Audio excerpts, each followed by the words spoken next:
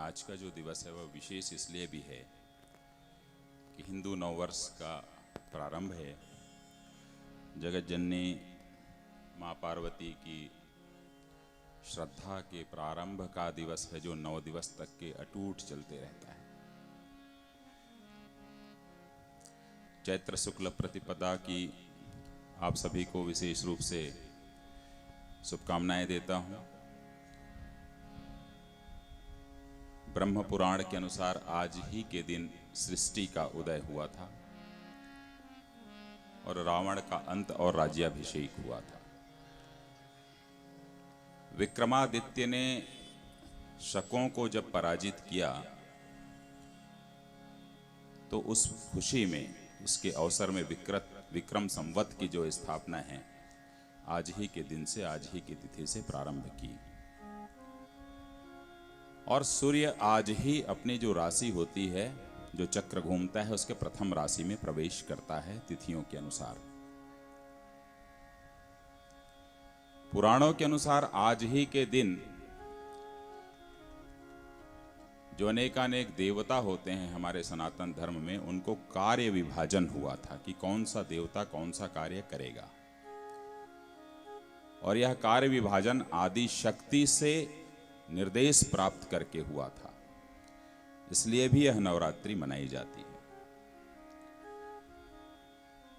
भारत का सर्व प्राचीन संवत कल्प संवत आज ही के दिन प्रारंभ हुआ। फिर क्रमशः सृष्टि संवत प्रारंभ हुआ।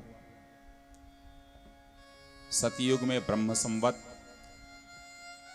त्रेता में वामन संवत, परशुराम संवत, श्री राम संवत आज ही की तिथि पे प्रारंभ हुआ। द्वापर में युधिष्ठिर जो संवत है वह भी आज ही की तिथि पे प्रारंभ हुआ।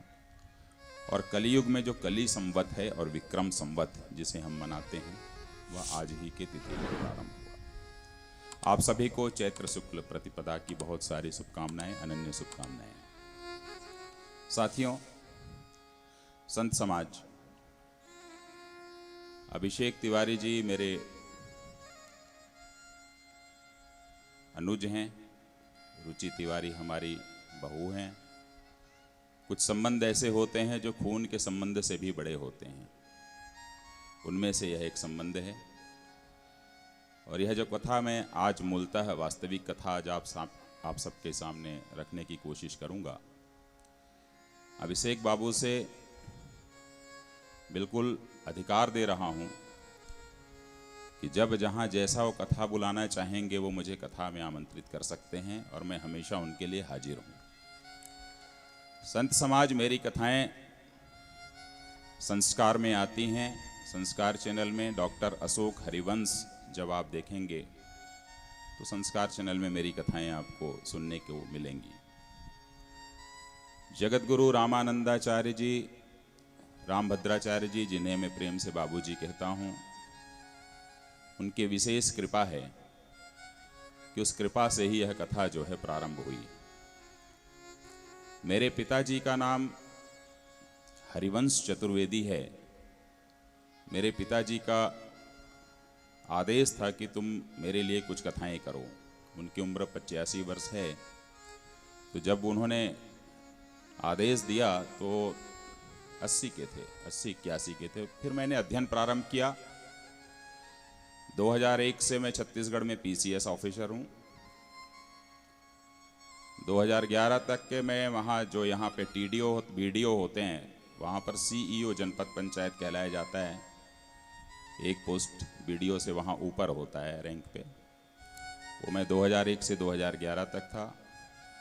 2011 से मेरा प्रमोशन हुआ, मैं डिप्टी कमिश्नर हुआ। 2017 से मैं सीडीओ हुआ, ज्वाइंट कमिश्नर। और ज्वाइंट कमिश्नर जब हम फील्ड में रहते हैं तो सीडीओ होते हैं, और जब हम हेडक्वार्टर होते हैं मंत्रालय में तो ज्वाइंट कमिश्नर होते हैं या डिप्टी सेक्रेटरी होते हैं। तो अभी मैं ज्वाइंट कमिश्नर हूँ। आप सभी के आशीर्वाद तले ही 3 बार मुझे मंत्रियों का ओएसडी रहने का भी सौभाग्य मिला, और सिर्फ पिताजी के आदेश पर। क्योंकि माता और पिता नहीं होंगे तो पुत्र और पुत्री कैसे होंगे।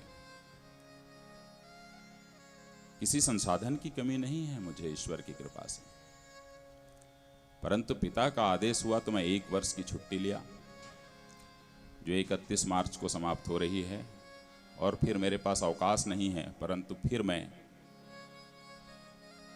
31 जनवरी या 31 दिसंबर तक की अवैतनिक अवकाश लेकर के फिर मैं राम कथाएं अपनी प्रारंभ करूंगा।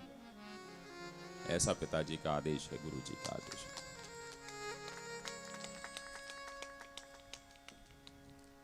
संत समाज, राम का तो होना ही पड़ेगा। अब 1 वर्ष में हो जाओ, चाहे 50 वर्ष में हो जाओ, 70 वर्ष में हो जाओ, जब आपके दांत टूटने लगें, जब राम बोल ना पाओ, तब हो सकता है हकला करके राम बोलना पड़े। जब आपको सुनाई देना बंद हो राम की आवाज, तब हो सकता है आपको राम सुनना पड़े। जब आप राम पढ़ना चाहेंगे और आपकी आंखों में चश्मे लग गए रहेंगे, जब राम का शब्द दिखाई ना दे, हो सकता है उस समय आपको राम पढ़ना पड़े। मेरी यात्रा जो राम की है, ऐसे युवक, एक छोटा सा उदाहरण दे रहा हूं कि 10 नवयुवक यदि खड़े हैं किसी स्थान पर, जिनमें 3 मुस्लिम हैं, 3 क्रिश्चियन हैं, रविवार का दिन है, और 4 हिंदू हैं। अजान की यदि घंटी बजती है तो 3 के 3 मुस्लिम बच्चे चले जाते हैं उस मस्जिद में अजान करने के लिए। थोड़ी ही देर में प्रार्थना की घंटी बजती है चर्च में, और 3 के 3 वो क्रिश्चियन बच्चे भी चले जाते हैं। हम बहुसंख्यक हैं, 4 हैं वहां पे। मंदिर की घंटी बजती है तो 2 बच्चे जाते हैं और 2 वहीं खड़े रह जाते हैं। जो 2 खड़े रह जाते हैं, उन्हें सिर्फ भेजने की मेरी यात्रा है कि उस मंदिर में जाओ। अन्यथा इतिहास सदियों का हमेशा लिखा जाता है, वर्षों का नहीं लिखा जाता। 2री शताब्दी, 5वीं शताब्दी, 8वीं शताब्दी, 12वीं शताब्दी, सदियों का इतिहास लिखा जाता है। यदि हम ऐसा नहीं करेंगे तो एक ऐसी सदी आएगी जब हर घर में कुरान होगा। संभल जाएं सारे बच्चे। इसलिए नवयुवकों को जगाना है। इसलिए मेरी कथा में आमतौर पर जब हम कथा करते हैं तो वहां पर जब हम बैठते हैं तो इसे व्यासपीठ कहते हैं। राम की कथा यदि हम कह रहे हैं तो व्यासपीठ कैसे कहलाएगी? तो भागवत पीठ होनी चाहिए, भगवत पीठ होनी चाहिए। ये व्यासपीठ तो हो नहीं सकती, तो मानस पीठ है। समस्या इस बात की है कि जब हम इस पीठ पर बैठते हैं और लोग व्यासपीठ कहते हैं तो गद्दियों से 3-3 घंटे तक उठते नहीं हैं। मर्यादा है व्यासपीठ की, और मर्यादा होने भी चाहिए व्यासपीठ की, परंतु ये तो मानस पीठ है। मानस में 3 तरीके की कथाएं होती हैं कथा करने वाले के लिए, मेरा अपना मानना है। एक है व्यासपीठ की तरह कथा, हमेशा ध्यान रखें, 1 और 1 की होती है। कथा भीड़ की विषय वस्तु हो ही नहीं सकती। मुझे यदि ईश्वर मिल गए हैं तो मेरे पिता को मिले जरूरी नहीं है, या मेरे बेटे को मिले या मेरे बेटी को मिले जरूरी नहीं है। पड़ोसी के पास में यदि कोई ईश्वर की अनुभूति हुई तो मुझे भी हो जाए जरूरी नहीं है। ऐसा करंट यहां पर नहीं आता, ऐसा सिस्टम नहीं है।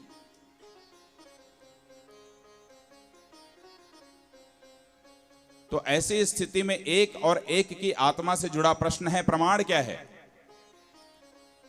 प्रमाण यह है कि मानस में 3 प्रमुख वक्ता हैं और 3 प्रमुख श्रोता हैं। शंकर जी कथा सुना रहे हैं कैलाश पर्वत पर, कहने वाले 1,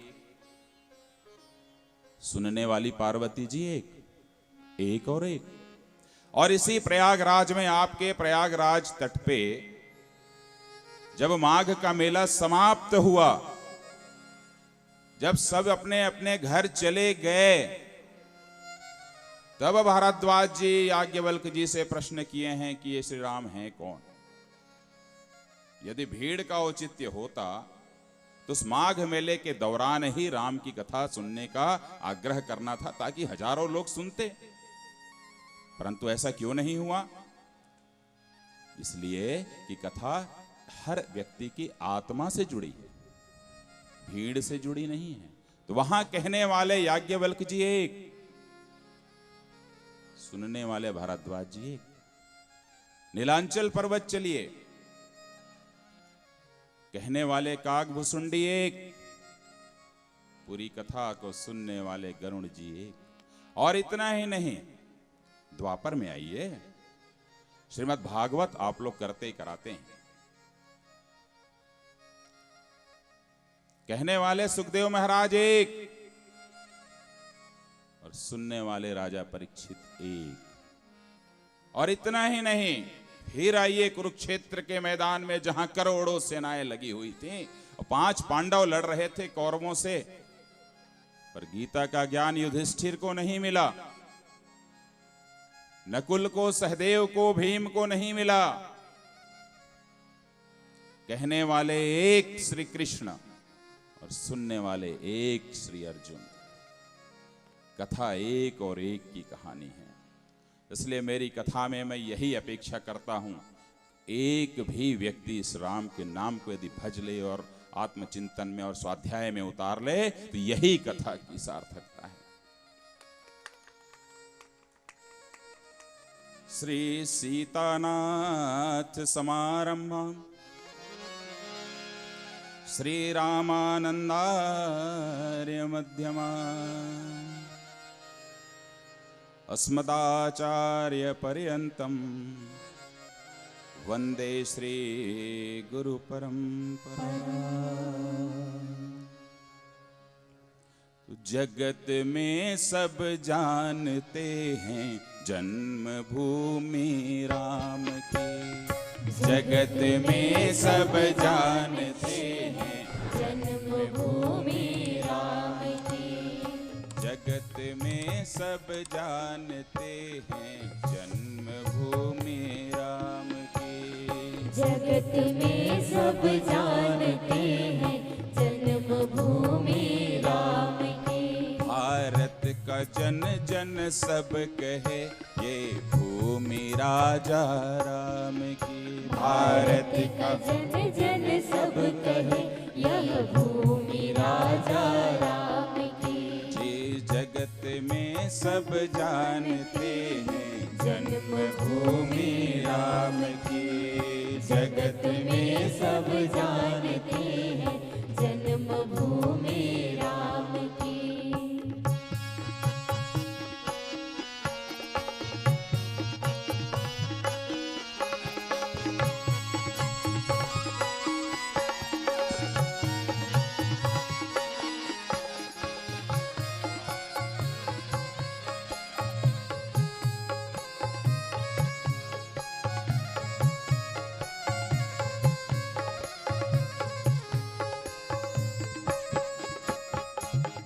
आप लोगों को जय श्री राम कहना है आज। मैं जब कहूंगा तो जय श्री राम आप सभी को कहना है, हाथ उठा के कहना है। चलती है वायु वेग से कहती है जय जय जय श्री राम, कहती है जय जय जय श्री राम, कहती है जय जय जय श्री राम, कहती है जय जय जय श्री राम, कहती है जय जय जय श्री राम, कहती है जय जय जय श्री राम, कहती है जय जय जय श्री राम। कल कल बहे सरयू का जल, कहती है जय जय जय श्री राम, कहती है जय जय जय श्री राम, कहती है जय जय जय श्री राम। मिट्टी से आती सुगंध है प्रभु रामचंद्र महान की, मिट्टी से आती सुगंध है प्रभु रामचंद्र महान की, जगत में सब जानते हैं जन्मभूमि राम की, जगत में सब जानते हैं, जन्मभूमि राम की। बोलिए सियावर रामचंद्र की। जय हो। तो व्यासपीठ की तरह पीठ में, स्थायी पीठ में शंकर जी बैठे हुए हैं और मूलतः कथा की श्रोता तो पार्वती जी हैं। नवरात्रि आज से प्रारंभ हुई। मूल जो कागभूषुंडी जी को भी जो कथा मिली शंकर जी ने दिया, कागभूषुंडी जी ने याज्ञवल्क्य जी को दिया, आप लोग सभी लोग जानते ही हैं। पर मानस में दो और पद्धति है कथा करने की। एक है नारद पद्धति, कि नारद कभी भी बैठ करके कथा नहीं करते, न किए। आप देख लीजिए, श्रीमन नारायण नारायण नारायण कहते कहते खड़े होकर के पूरी कथा सुनाते हैं लोगों को।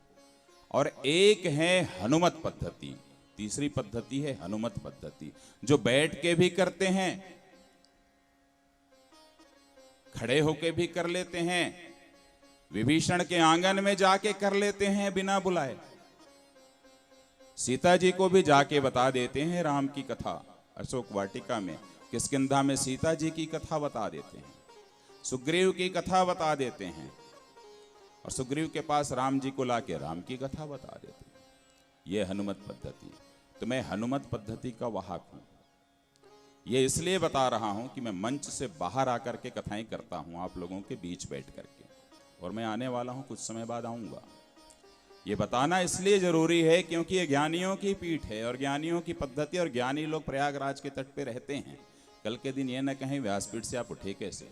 तो मैं हनुमत पद्धति का वाहक हूं। और यदि वंचितों का राम हो या जो भी राम हो, आप यदि किसी भी व्यक्ति को इस कथा के प्रांगण से इस दूरी को कम करना है,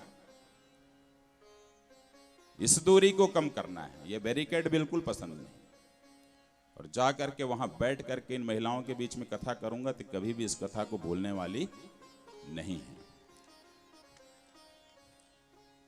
शंकर जी से पार्वती जी ने प्रश्न किया कि कह दो अनुभव कुछ तुम अपना, कैसा कैसा संदेह प्रभु, संदेह प्रभु। सिया राम की कथा बता दो मुझे, जानूं तो मैं इस देह प्रभु, जानूं तो मैं इस देह प्रभु। सती के रूप में तो नहीं जान पाई मैं, पर पार्वती के रूप में मुझे बताओ, जानना है मुझे। मैंने जब काशी में कथा की थी शंकर के राम, जिसमें प्रतिपादित किया कि सती जी का परित्याग या त्याग शंकर जी ने किया ही नहीं। बड़े बड़े विद्वान बैठे थे और स्वीकार करना पड़ा कि नहीं किया। अब वो कथा का अलग भाव है, वो अलग कथा का विषय है। शंकर जी ने कहा कि राम सिया राम जय जय राम, राम सिया राम जय जय राम, राम सिया राम जय जय राम, राम सिया राम जय जय राम। हाँ उमा कहूँ मैं अनुभव अपना, सत हरि कथा जगत सब सपना, राम सिया राम जय जय राम, राम सिया राम जय जय राम। ऐसा है देवी, सुनो, राम के नाम का अवलंब तो लेना पड़ेगा इस दुनिया को। मिथ्या यदि कोई है तो यह जगत है। आज जो सांसें मिली हैं राम की हैं, इन सांसों को जिस दिन टूटना भी है ना, तो राम का नाम लेकर के ही टूटेंगे। मान लेना है आज से मान लो, नहीं मानना है मत मानो। आपकी आत्मा जरूर मानेगी जब आपकी काया को उठाकर ले जाया जाएगा शमशान घाट में, और आपके बंधु सखा बोलेंगे राम नाम सत्य। मानना तो पड़ेगा। आपकी आत्मा सुनेगी उस आवाज को, क्योंकि उस आत्मा को तो फिर से जन्म लेना है। कर्म फल का सिद्धांत है। ऐसा है प्रभु? बोले हाँ ऐसा ही है। पर यह कथा है कैसी? अरे इस कथा के बारे में क्या कहें? इस कथा के बारे में स्वतंत्रता है, आप अलग ढंग से कथा कर लीजिए, दिक्कत नहीं है। मैं अलग ढंग से कर लूं, दिक्कत नहीं है। आपको जो चीज स्वीकार्य है स्वीकार करिए, जो चीज अस्वीकार्य है निंदा मत करिए, भूल जाइए, स्वतंत्रता है। बोले क्या प्रमाण है? हाँ हरि अनंत हरि कथा अनंता, कहहि सुनहि बहुविधि सब संता। राम सिया राम जय जय राम। राम सिया राम जय जय राम। पार्वती जी ने कहा बात समझ में नहीं आई, ये तो विधि की बात है, ये तो कथा जो कहने वाले हैं उनकी विधियों की बात है, मैं तो श्रोता हूं, मुझे कथा नहीं कहनी है प्रभु, मुझे कथा कहनी ही नहीं है, मैं श्रोता हूं। तो श्रोता के लिए क्या है? आपने तो कथा कहने वालों के लिए कह दिया, बोले उसके लिए भी है। बोले क्या? तो राम सिया राम जय जय राम। राम सिया राम जय जय राम। हाँ जागी रहे भावना जैसे, प्रभु मूरत देखी तिन तैसे। राम सिया राम जय जय राम। राम सिया राम जय जय राम। राम सिया राम जय जय राम। राम सिया राम जय जय राम।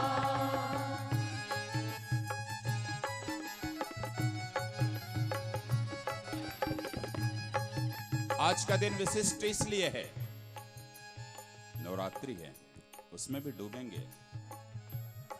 बोले प्रभु एक चीज बताओ, कथा से थोड़ा परे जा रहा हूं, आज जो सुबह से पांडे जी देख रहे थे मैं अलग भाव में था। बोले प्रभु जरा सा बताओ तो कि सीता और राम हैं कौन, मुझे जानना है, आप सबको जानना जरूरी है। कैसा है भाव सिया राम का, कैसा है भाव सिया राम का, दोनों में क्या कोई भेद प्रभु, दोनों में क्या कोई भेद प्रभु। कैसा है भाव सम्मान का, कैसा है भाव सम्मान का, दोनों में क्या कोई शोध प्रभु, दोनों में क्या कोई शोध प्रभु, दोनों में क्या कोई शोध प्रभु, दोनों में मेरी कथाएं रिसर्च की तरह चलती हैं, ट्रेडिशनल कथा से थोड़ा हट के करने की कोशिश करता हूं। शंकर जी ने कहा सुनो देवी कि गिराय रथ जल बीच सम, कहियत भिन्न भिन्न, बंदों सीता राम पद, जिन्हि परम प्रिय की। सुनो देवी, राम यदि इस मुख से निकलने वाले शब्द हैं तो सीता उस शब्द की आवाज, उस शब्द की अर्थ है। शब्द से अर्थ को पृथक कर सकते हैं क्या? बोले नहीं। अच्छा सुनो, राम यदि जल हैं, इस प्रयागराज में, इस त्रिवेणी में बहते हुए राम यदि जल हैं, तो उस जल में उभरने वाली तरंगे सीता। क्या जल से उसके तरंग को अलग कर सकते हो देवी? बोले नहीं। पर देवी कुछ प्रश्न है तो आगे और पूछो। बोले हाँ हाँ, एक प्रश्न आया मेरे मन में। कि कुछ लोग कहते हैं कि राम ब्रह्म है, इसके बारे में आपका क्या ख्याल है? कुछ लोग कहते हैं जीव भी होता है, और कुछ लोग कहते हैं कि सीता माया है। सच्चाई क्या है? हाँ, आगे राम लखनऊ बन पाछे, तापस बेस विराजत काछे।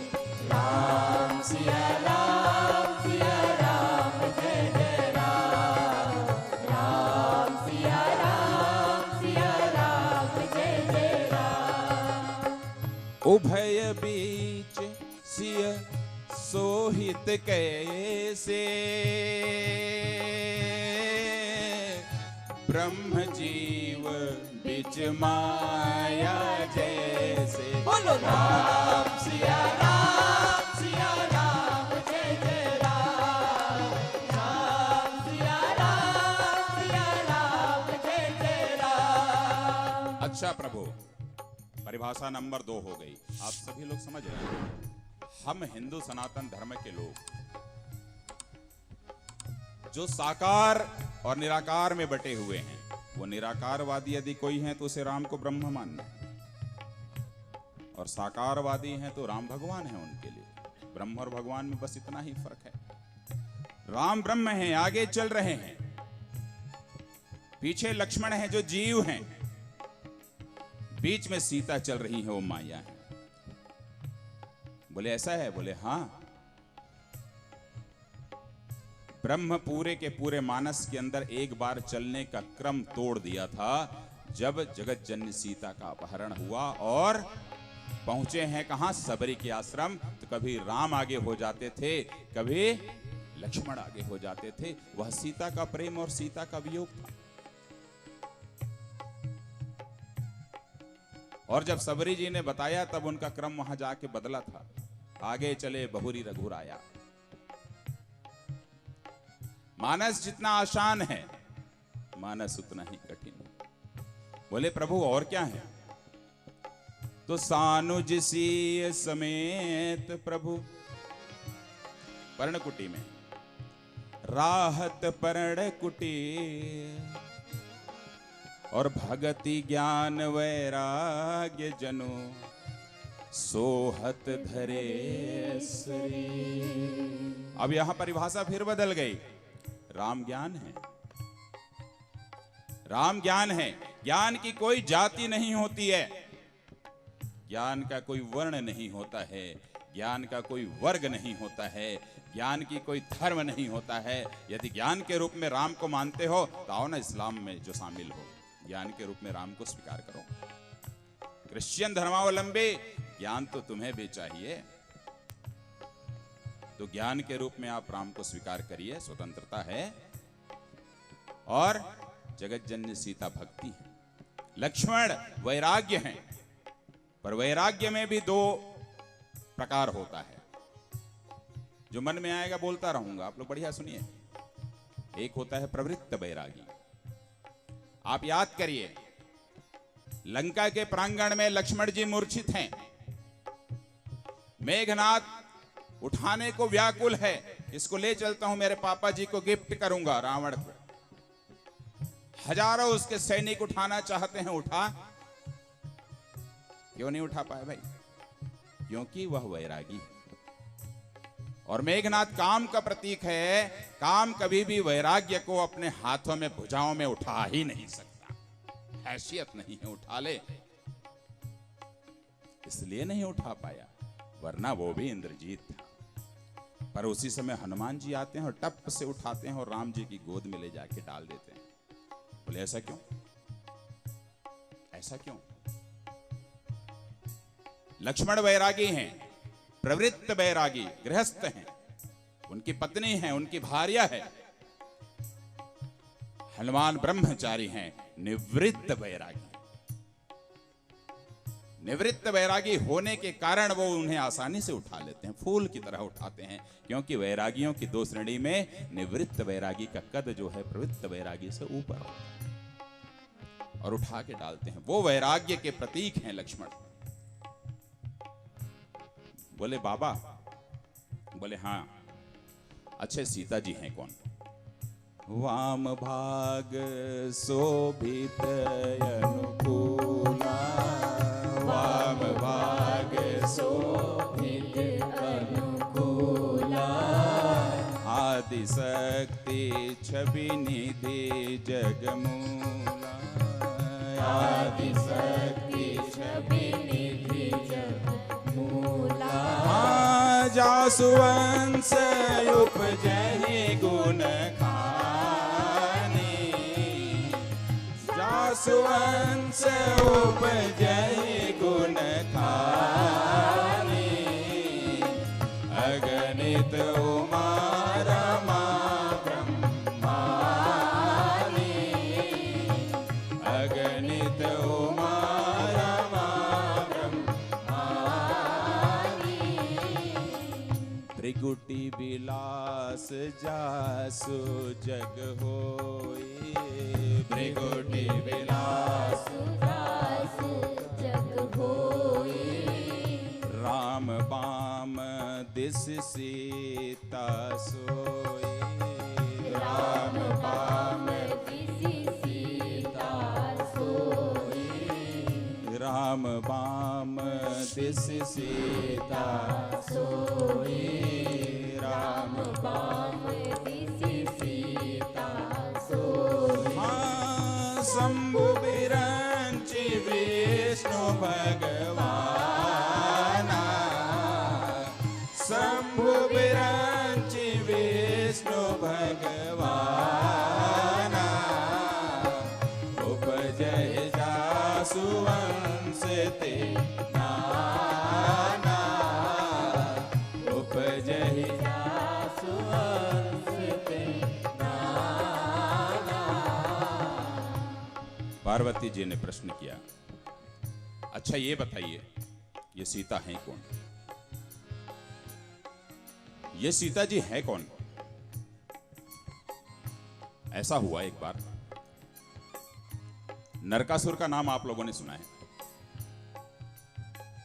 नरकासुर को पृथ्वी बड़ी अच्छी लगी। पृथ्वी जब अच्छी लगी तो नरकासुर उसे ले जाने लगे।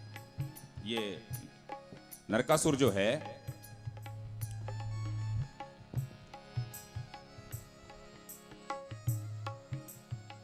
जो पृथ्वी था, उस पृथ्वी को हिरण्याक्ष ले जाने लगा था।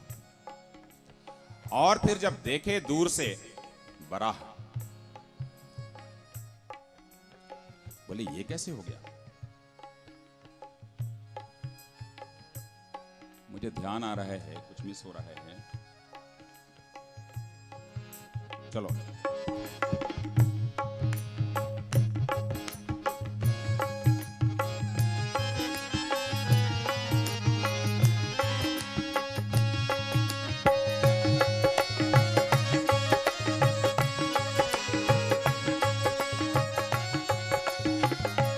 याद आ गया। एक नरकासुर था, जब उसे ले जाने लगे तो फिर क्या हुआ, हिरण्याक्ष को जब हिरण्याक्ष ले जाने लगा तो जब उसे वराह ने मारा था तो उससे जो पैदा हुआ वो था नरकासुर। तो नरकासुर जब पैदा हुआ तो क्या उस पृथ्वी के आंचल से जब वो पैदा हुआ है, पृथ्वी के उस प्रभाव से पैदा हुआ है, क्योंकि उसे जब देखा उन्होंने, भगवान ने, वराह ने, तो एक मानसिक आलिंगन हुआ। तो उससे जब नरकासुर पैदा हुआ तो क्या नरकासुर के मां के रूप में नरकासुर पैदा हुआ है पृथ्वी से? इस रूप में क्या पृथ्वी का परिचय हो इस समाज में? ये एक प्रश्न था। उस कलंक को धोने के लिए इस धरती से मां सीता का अवतरण हुआ, एक कारण ये था। दूसरा क्या था, एक राजा पृथु थे। तो राजा पृथु जो थे, सारे जमीन का, सारे धरती का संसाधन का उपयोग करने लगे। उनकी बेटी कहलाई थी ये पृथ्वी, वो कामधेनु थी। जब सारे संसाधनों का दुरुपयोग किया जाने लगा, संसाधन विहीन होने लगी धरती, तो त्राही त्राही मच गया। तब जाकर के जगत जननी सीता इस धरती से अवतरित होती हैं ताकि इस धरती को कामधेनु के रूप में पुनः स्थापित किया जा सके। तीसरा, क्षमा का गुण, धैर्य का गुण, वंदना का गुण, माधुर्य का गुण, श्रेष्ठता का गुण जो धरती के अंदर आया है वह जगत जननी सीता से ही आया है, क्योंकि जगत जननी सीता उनकी बेटी थी। और वायु पुराण में कहा गया अद्वितीय कर्म भूमि, इस धरती को अद्वितीय कर्म भूमि। भीष्म पर्व में कहा गया अत्र ते कीर्तिष्यामि वर्ष भारत भारतम। भागवत में कहा गया कदा वयम ही लपस्यतो जन्म भारत भूतले। अथर्ववेद में 63 भावपूर्ण वंदना है इस पृथ्वी माता पर।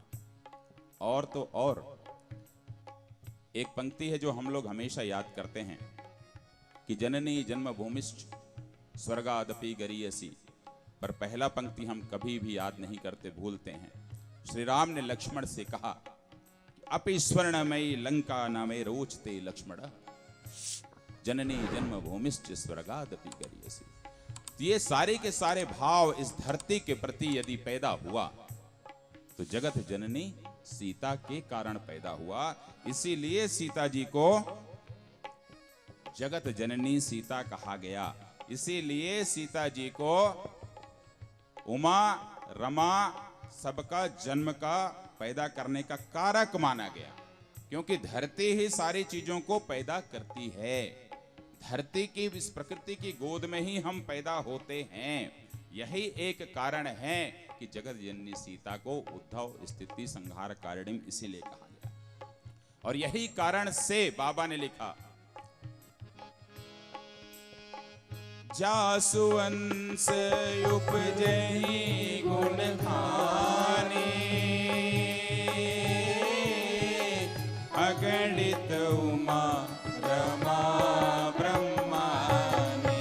राम सिया राम सिया राम जय जय राम, राम सिया राम जय जय राम, राम सिया राम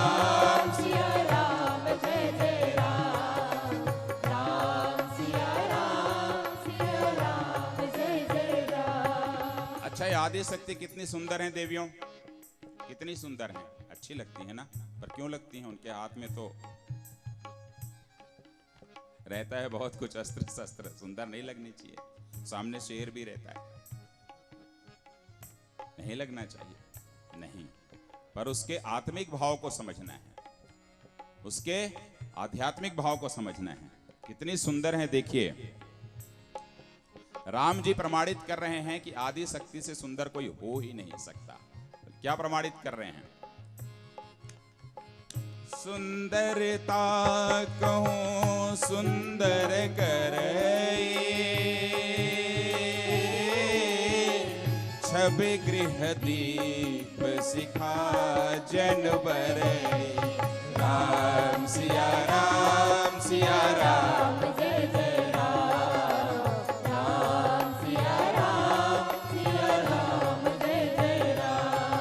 हम और आप जो चलते हैं वो थर्मल पावर हैं देवी, थर्मल पावर हैं। जो सारी सुंदरता हमको मिलती है मस्तक पे ललाट पे भी जो हम लोग लगाते हैं वो उन्हीं से लगाते हैं, क्योंकि वो पावर सेंटर हैं। हम लोग तो छोटे छोटे लोग ट्रांसफार्मर हैं, थोड़ी बहुत बिजली जलाते हैं। पावर सेंटर आदि शक्ति ही है। उस आदि शक्ति का आज का दिन है। आइए एक छोटा सा हम भजन करते हैं। जग है लाडली सिया से जग में। मेरी कथाओं में चूंकि मैं रिसर्च वर्क कर रहा हूं, तो जो कथा के जो भजन भाव हैं मेरे अपने डॉक्टर अशोक हरिवंश और मेरी पुत्री के समान हैं दीप्ति पवन का लिखा हुआ रहता है। हमने प्रण हमेशा किया है कि हम हमारी कथाओं में कभी किसी का लिखा भजन नहीं गाएंगे, तो भजन हमारे लिखे हुए ही रहते हैं। तो जग है लाडली सिया से जग में, उनका है नाम। जग है लाडली सिया से जग में, उनका उनका है नाम जग है लाडली सिया से जग में उनका है नाम जग में उनका है नाम जग में उनका है नाम जग में उनका है नाम जग है लाडली सिया से जग में उनका है नाम जग है लाडली सिया से जग में उनका है नाम।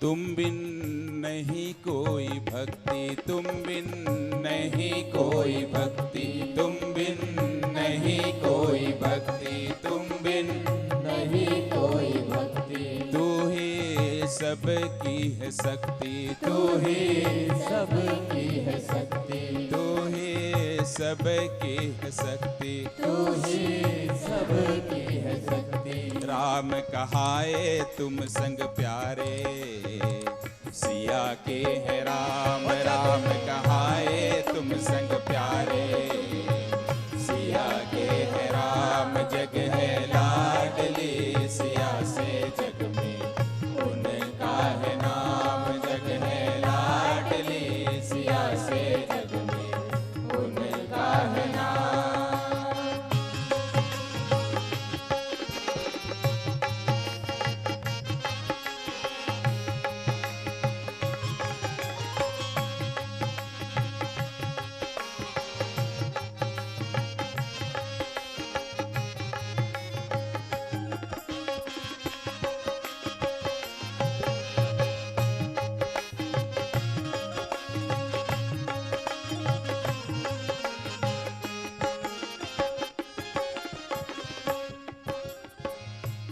वो तो हरती सब बाधा वो तो हरती सब बाधा पूरा करती इरादा पूरा करती इरादा पूरा करती इरादा पूरा करती इरादा कृष्ण कहाए तुमरे प्राण तुम तो रमणा के श्याम कृष्ण कहाए तुमरे प्राण तुम तो रमणा के श्याम जग है लाडली सिया से जग में उनका है नाम जग है लाडली सिया से जग में उनका है नाम।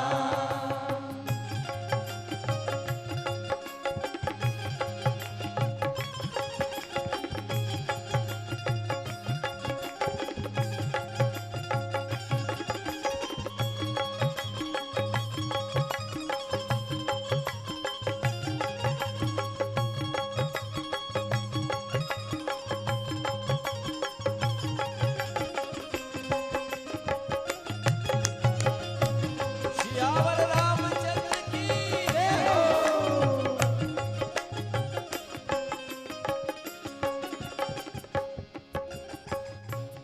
तुम तो आदि शक्ति रूपा तुम तो आदि शक्ति रूपा तुम तो आदि शक्ति रूपा तुम तो आदि शक्ति रूपा और अनंत स्वरूपा और अनंत स्वरूपा और अनंत स्वरूपा और अनंत स्वरूपा सती संग शंकर रूप प्रणेताय और अखिल विश्व धाम सती संग शंकर रूप प्रणेता और अखिल विश्व धाम जग है लाडली सिया से जग में उनका है नाम जग है लाडली सिया से जग में उनका है नाम जग है लाडली सिया से जग में उनका है नाम जग है लाडली सिया से जग में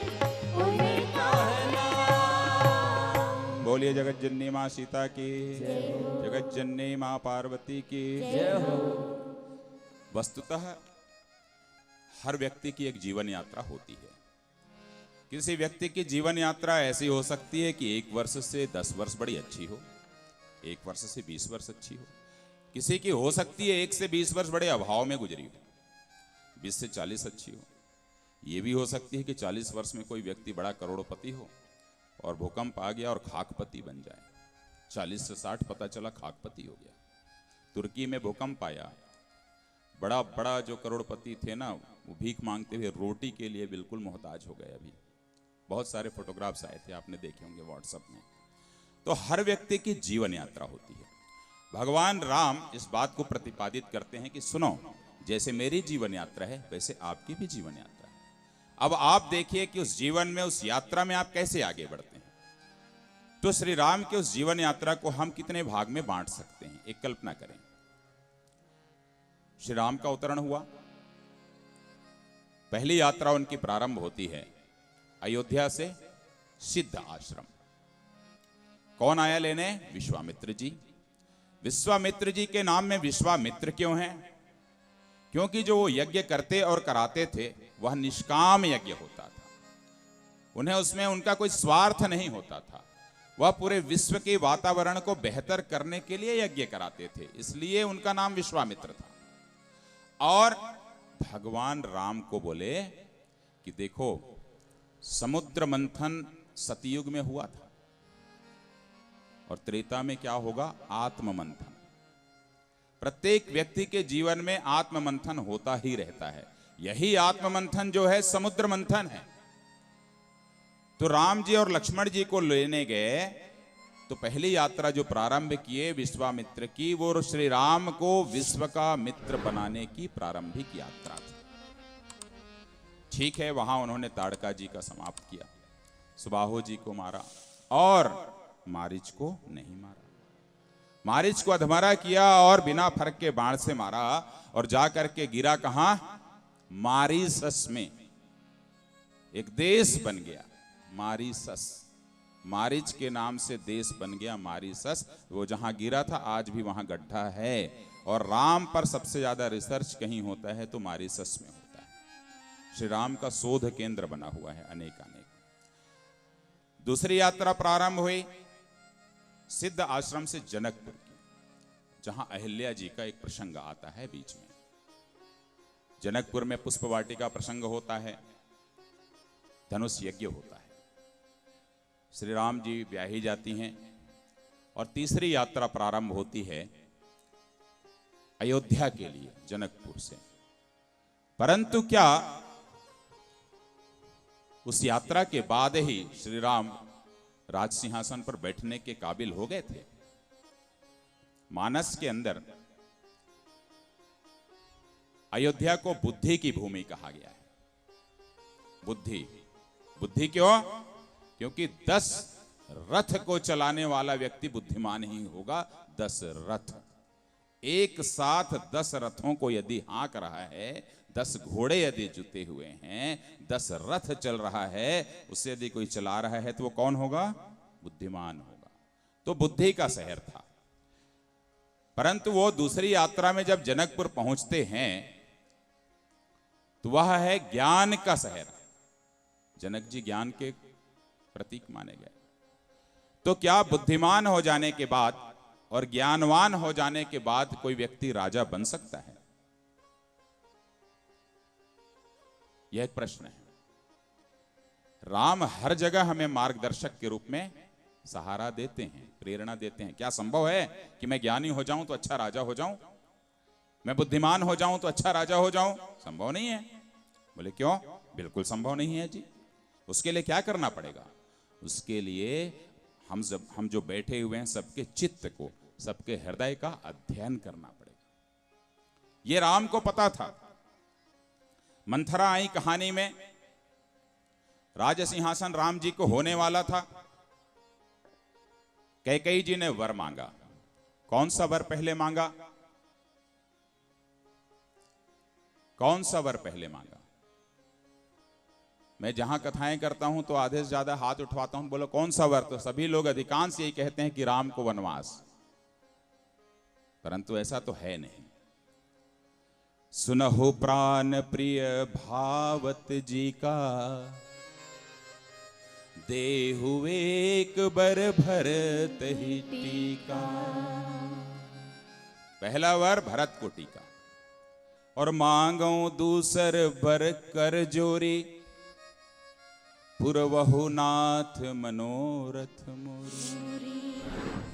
अरे तापस बेस विशेष उदासी, और 14 बरस राम बनवासी। पहला मांगा श्री भरत का राज तिलक, और दूसरा मांगा राम को वनवास। पर क्या ऐसा हुआ? पर क्या ऐसा हुआ? एक ही प्रश्न, क्या ऐसा हुआ? एक के बाद दो आता है। एक कदम जब आप बढ़ाते हैं तब आप दूसरा कदम बढ़ाते हैं। आप दूसरा कदम पहले नहीं रख सकते जब तक आप पहला कदम नहीं रखेंगे। तो कैकेयी जी ने जो वरदान मांगा और दशरथ जी ने जो वरदान दिया, वचन दिया, इसे मैं चलो पूरा कर रहा हूं, जिनके कारण उनके प्राण गए, ऐसा हुआ क्या? ऐसा तो नहीं हुआ, मानस में तो नहीं दिखता। पहले तो राम को वनवास हुआ, भरत जी बाद में आए। तब तो कैकेयी जी ने जो वरदान मांगा वो भी गलत हो गया सैद्धांतिक रूप से, और दशरथ जी ने जो वचन दिया वो भी गलत हो गया। दृष्टिकोण तो हो गया ना गलत। पर ऐसा क्यों हुआ? इसके पीछे का क्या कारण है? एक प्रश्न आता है।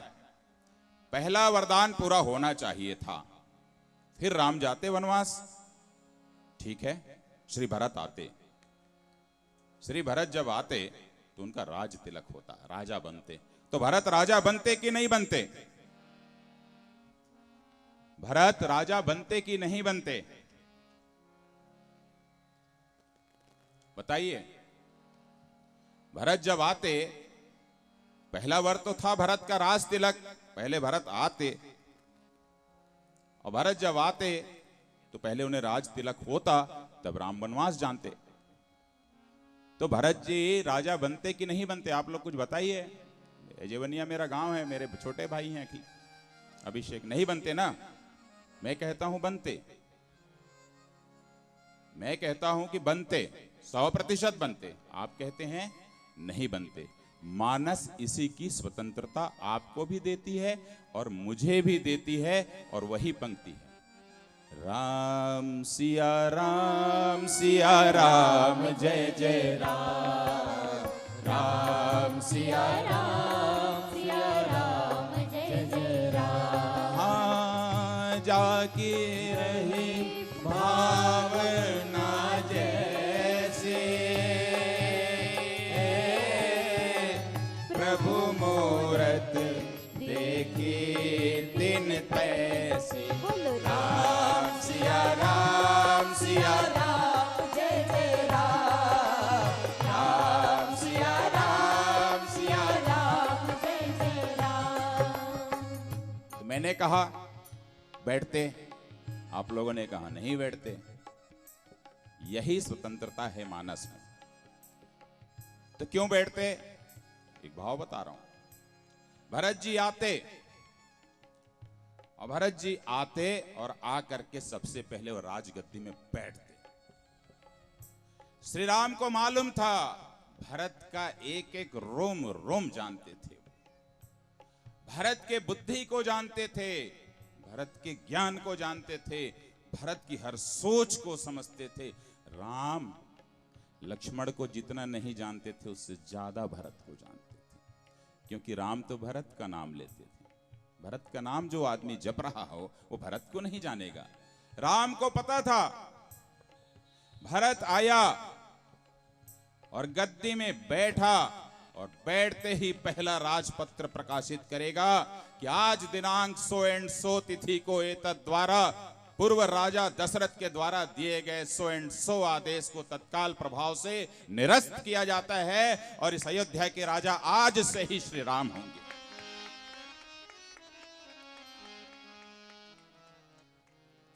ये बोलता भरत। राम क्या करते?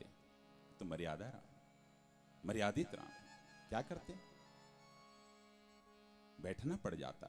और जब वो बैठते तो एक ही समय में एक तरफ दशरथ हैं, उनके पिता वहीं रहते, और एक तरफ में दशग्रीव है, दशानन है, तो इस अखिल विश्व का मालिक राम बन नहीं पाते। इसलिए राम ने उस चलने के क्रम को, उस वरदान के क्रम को ही बदल दिया। वो है राम का राष्ट्र नायकत्व कि मैं यदि रहा तो मेरा भाई गद्दी में बैठेगा और तुरंत मुझे दूसरे ही पहर में बिठा देगा कि तुम बैठो, अब मैंने ऑर्डर किया है। और राजा के आदेश का पालन करना उस समय अनिवार्य था, नियम था।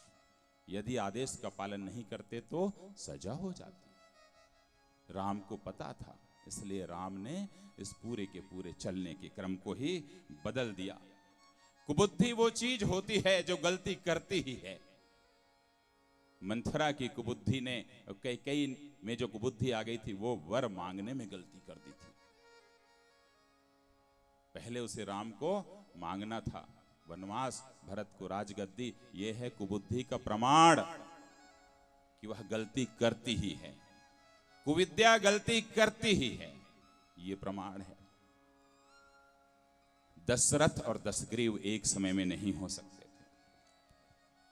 राम का युद्ध किसी सेना का युद्ध नहीं था, राम का युद्ध जन सैलाब का युद्ध था। राम का युद्ध किसी राष्ट्र का युद्ध नहीं था, दो संस्कृतियों के बीच का युद्ध था। दो संस्कृतियों के बीच की लड़ाई थी, और उसमें रामत्व की जो संस्कृति थी उसके विस्तारीकरण के लिए राम निकल पड़े वनवास के लिए। और सबसे पहले पहुंचते हैं गंगा के तट पर। गुहराज को पता लगता है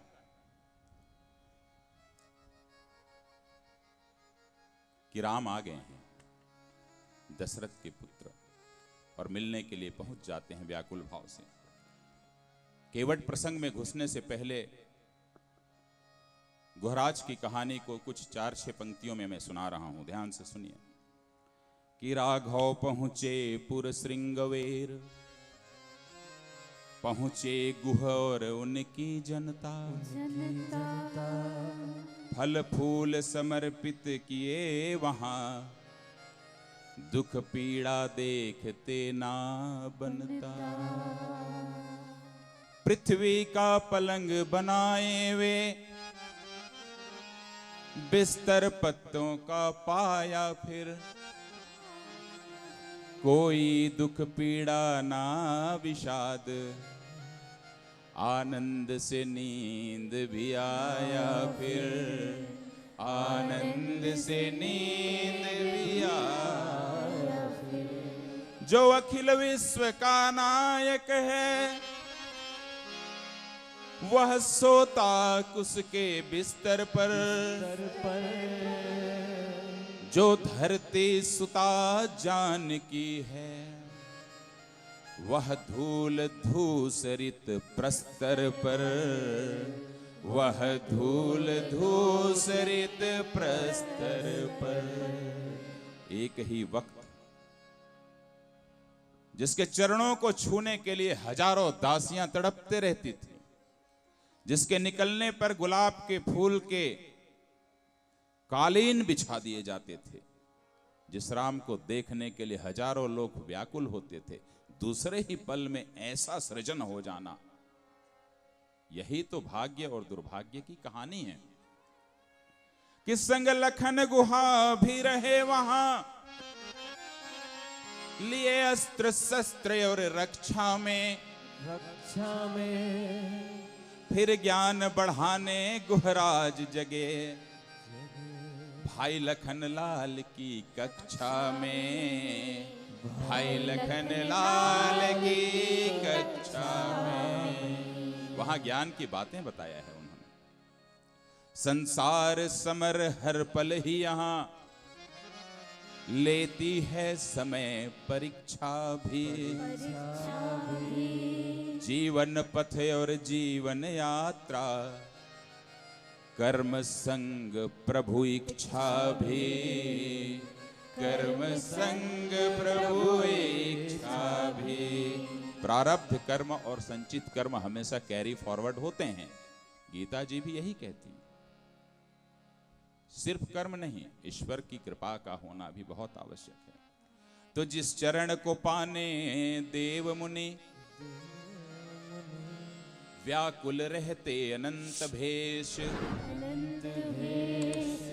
मंगवा कर बटका दूध स्वयं जट जूट बनाते स्वयं शेष। जट जूट बनाते स्वयं शेष। यह राजा कोई आम नहीं, आम नहीं, त्यागी राजा है रघुनायक। गंगा तट पर अब पहुंचा है, कहलाता फिर वह जननायक। कहलाता फिर वो जननायक। पार्वती जी ने प्रश्न किया, आगे क्या हुआ शंकर जी? कथा बड़ी रोचक है। बोले है, बहुत रोचक है। बोले आगे क्या हुआ? सुमंत्र को वापिस भेज दिए। घोड़ा जाने को तैयार नहीं है। घोड़े के आंखों से अश्रुपात हो रहा है। वह राम जो अनंत कोटि का नायक है, नदी पर उतरते ही सबसे पहली कठिनाई उसे जीवन में आ जाती है। और वह कठिनाई वह आती है कि जो गंगा उनके चरण के नख से निकली है, वह प्रथम कठिनाई बनकर उपस्थित हो रही है। तो जासु वियोग विकल पशु ऐसे। जासु वियोग विकल पशु ऐसे। प्रजा मातु पितु जी ही कैसे। प्रजा मातु पितु जीव ही कैसे। बरबस राम सुमंत्र पठाए। बरबस राम सुमंत्र पठाए। सुर सरी तीर आपु तब आए। सुर सरी तीर आपु तब आए। सुर सरी तीर आपु सब आए। यह कथा वंचितों के राम की है। यह कथा वंचितों के राम की है। मैं चाहूंगा मेरे इस मंच पर आज के परिवेश में जिन लोगों ने अगला और पिछड़ा किया, अगड़ा और पिछड़ा पैदा किया, जातिवाद की दीवारें पैदा की, राम के समय में तो ऐसा था नहीं। राम तो वो नायक थे जिन्होंने अगड़े और पिछड़े को जोड़ा। लोग राजनीतिक रोटियां सेकने के लिए समय समय पर ऐसा करते रहे। कभी अंग्रेज किए, कभी अंग्रेज के बाद के आए हुए लोग कर रहे हैं। पर ठीक है, यदि यह जीवन का सत्य है तो है। वस्तुतः यदि वंचित की परिभाषा करें तो बहुत बड़ी है। दशरथ तो पुत्र के लिए वंचित हो गए जी। चौथेपन पे आया, वंचित थे ना। उनकी माताएं भी वंचित थी। भरत भाई के प्रेम के लिए वंचित हो गए। राम राजगद्दी पाते पाते वंचित हो गए। रावण ज्ञानी था, फिर भी ब्रह्म को नहीं पहचान सका, वंचित हो गया।